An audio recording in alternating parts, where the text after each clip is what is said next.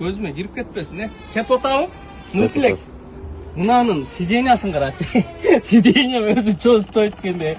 Жигиттер Матизди бир көрүлөчү. Матизге ошону зерикпей коюп чыккан адамга рахмат.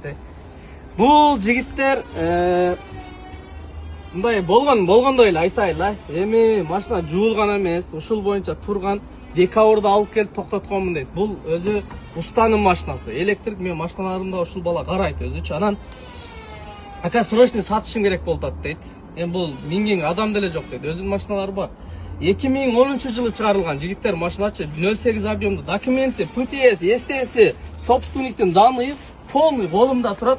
Пробегин айтайынбы? 250 000 чакырым жүргөн. Машина жуулган эмес. Бирок сыртында эч кандай кыла турган деле жумуштары жок экен. 4 дөңгөлөгүн салыш керек экен. Бирок мындай эле видно эле көрүнүп тур. Ичине эскирип калыптыр дөңгөлөктөрүчү. Аркасы ачыла экен. Аркасын көрсөтүп койчу. Сыраз акчасын айтып тур. Анан кийин таныштырып коеюнчу. Жигиттер 75 000ге. Сыраз акцияга. Дагы соодалашуу жолдору менен ака сиз өзүңүздүн номериңизди коюп коюң дейт. Мен азыр бир номер коеюн. Чалгыла. Мына.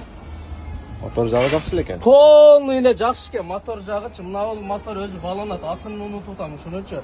Анан машинада кондиционер дагы бар экен жигиттер. 2010 75 000ге срочно басылам мынаны.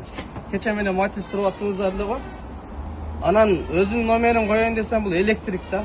Ар клиенттер чалат дейт, ака ала албай калышы мүмкүн дейт жигиттер. Номерим калтырам азырчы.